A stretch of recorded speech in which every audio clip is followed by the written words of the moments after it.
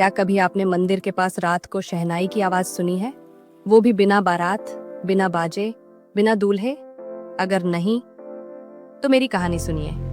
मैं हूँ साक्षी मल्होत्रा, दिल्ली की भीड़ और भाग दौड़ में पली बढ़ी एक आम लड़की, पर दिल से बहुत सी कहानियों से जुड़ी हुई।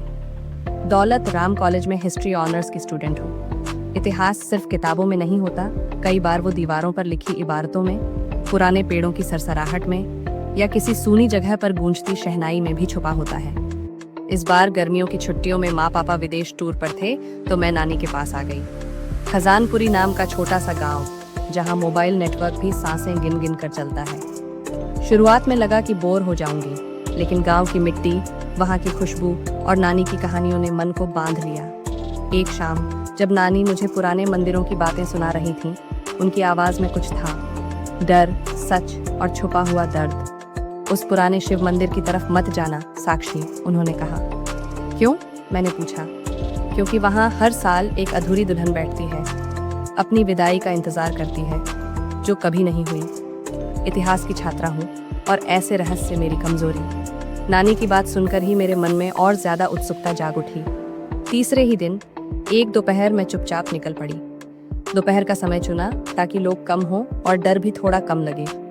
मंदिर गांव के बाहर था, एक ऊंचे टीले पर, पीपल और नीम के घने पेड़ों के बीच छुपा हुआ। जैसे जैसे मैं पास जाती गई, माहौल में अजीब सी खामोशी बढ़ती गई। ऐसी खामोशी जिसमें अपने दिल की धड़कन भी तेज सुनाई दे। मंदिर की सीढ़ियां टूटी फूटी थीं और दीवारों पर समय की छाप साफ दिख रही थी। मैंने जैसे ही पहला कदम मंदिर के गर्भगृह की तरफ बढ़ाया, एक तेज हवा का झोंका आया, जैसे किसी ने मेरी उपस्थिति को महसूस किया हो। मंदिर के एक कोने में कुछ राख जैसा पड़ा था। मैंने पास जाकर देखा, वो एक अधजला लाल लहंगा था।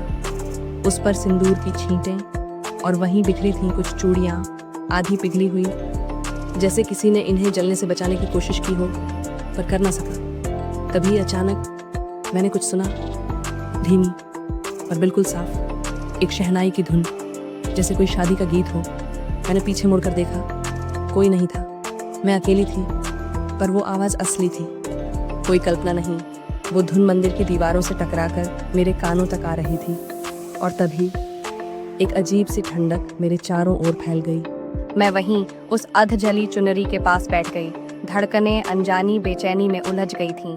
शहनाई की वो धुन, जैसे किसी रूह ने सालों से रियाज किया हो। हर सुर में इंतजार था, हर ताल में अधूरापन। अचानक मंदिर के अंदर की हवा ठंडी पड़ने लगी। हवा में हल्की सी अगरबत्ती और गुलाब के फूलों की मिलीजुली महक थी, पर मंदिर तो वीरान था। ये महक कहाँ से आ रही थी? मैं तो तैयार हूँ, क्या वो आएगा? मैंने पलट कर देखा। मंदिर के मंडप के पास धुंध जैसी रोशनी में एक परछाई धीरे धीरे उभरने लगी। वो लड़की थी। उसका लाल जोड़ा फटा हुआ था, चेहरा झुलसा हुआ, पर आंखें अब भी इंतजार से भरी थीं। कौन कौन हो तुम? मेरे मुंह से मुश्किल से निकला। उसने मेरी तरफ देखा, पर उसकी नजरें मेरे आर पार जा रही थीं, जैसे मैं नहीं, कोई और दिख रहा हो उसे वहां। वो कहता था, हम भाग जाएंगे, हमारे प्यार से बड़ी कोई दीवार नहीं होगी। उसकी आवाज टूटी हुई थी, पर साफ थी। पर जिस रात हमारी शादी होनी थी, उसके चेहरे पर डर लौट आया। वो आया ही नहीं। लोग आए, आग लगाई, सब जल गया। अगली सुबह मैं सीधे मंदिर के पुराने पुजारी के पास पहुंची। उनकी आंखों में मैं देख सकती थी, वो इस कहानी के साक्षी रह चुके थे। गौरी, उन्होंने बुझे स्वर में कहा, गांव के ठाकुर की बेटी थी और उसका प्यार एक दलित लड़का। दोनों बचपन से साथ थे, पर समाज को ये मंजूर नहीं था। कहते हैं शादी की रात दूल्हा भाग गया था, डर गया था शायद, या फिर धोखा दे गया। पर गौरी वहीं मंडप में रह गई और जिंदा जल गई। उसकी आखिरी चीख इस मंदिर में अब भी गूंजती है। पर उससे भी ज्यादा दर्दनाक है वो इंतजार, जो आज भी जारी है। मैं जान चुकी थी, गौरी को मुक्त करने के लिए उसे विदाई चाहिए। शादी पूरी नहीं हुई थी, इसलिए उसकी आत्मा वहीं अटकी थी। मैंने नानी से झूठ कहा कि दिल्ली वापस जा रही हूँ, पर उस रात ठीक 12 बजे मैं मंदिर के पास लौट आई। इस बार मेरे हाथ में एक थाल था, जिसमें हल्दी, चावल, फूल, एक लाल चुनरी और एक दिया था। जैसे ही मैंने मंदिर की दहलीज पर कदम रखा, हवा तेज चलने लगी, फूल हवा में उड़ने लगे और फिर वही शहनाई। गौरी वहां बैठी थी। इस बार उसकी आंखों में उम्मीद नहीं, एक सवाल था। अब तो मैं तैयार हूँ, क्या वो आएगा?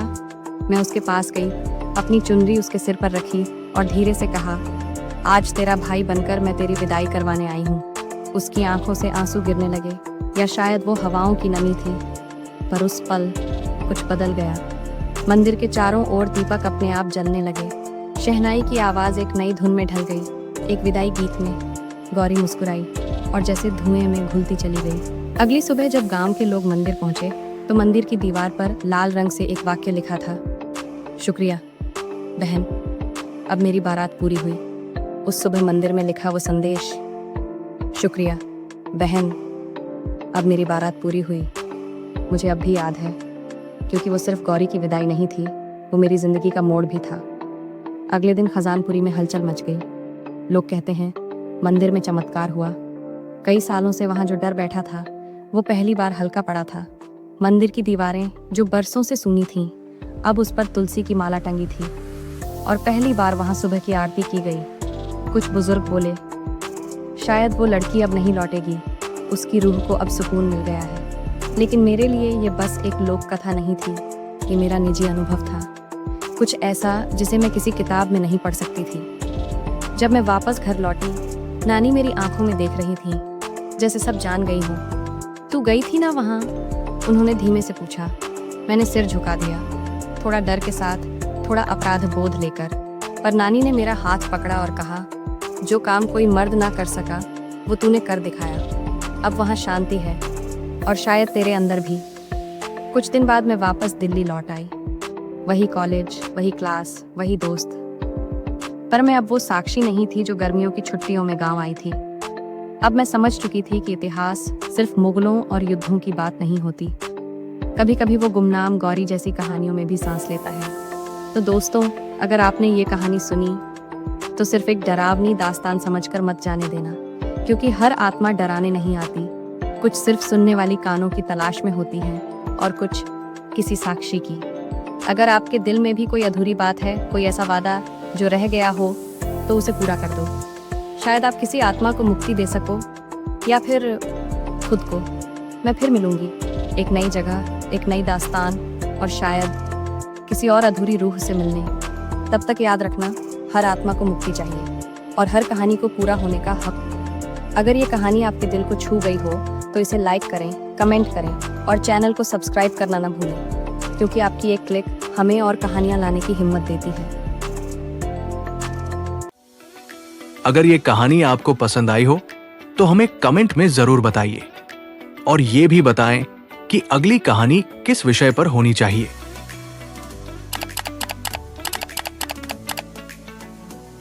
चैनल को सब्सक्राइब करें और वीडियो को शेयर करें।